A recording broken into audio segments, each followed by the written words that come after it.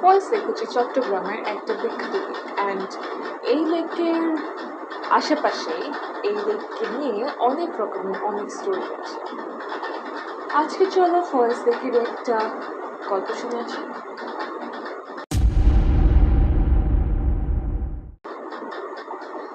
So false lake, false লেকের ফরেস্টের মধ্যে there is this বাংলো, একটা অ্যাবান্ডেন্ট বাংলো। ওই বাংলোতে কেউ থাকে না, স্পেশালি রাত্রে। লোকে বলে অনেক বছর আগে ব্রিটিশ আমলে একটা ব্রিটিশ অফিসার অ্যান্ড তার ওয়াইফ ওখানে থাকতো। সাডেনলি একদিন রাতে সেই ব্রিটিশ অফিসারের ওয়াইফটা ফলস লেকের পানিতে ডুবে মারা যায়।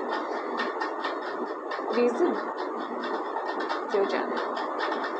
সো হোয়াট হ্যাপেন্ড ওয়াজ, এরপরে অফিসারটা হি লস্ট হিজ মাইন্ড। সে পাগল হয়ে কোথায় যদি ডিসিপিয়ার হয়ে যায়, গায়েব হয়ে যায়, কেউ তাকে কখনো আর খুঁজে পায় না। সো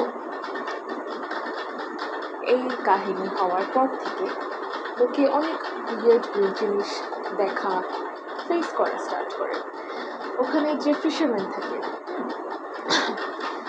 যারা মাছ থাকে, তারা হচ্ছে যখন মাছ ধরতে যায় তারা রাত্রেবেলা প্রায় দেখে যে একটা হোয়াইট গাউন পরে একটা লেডি, একটা মেয়ে হেঁটে যাচ্ছে, হাঁটতেছে ডেফিনেটলি, রাইট?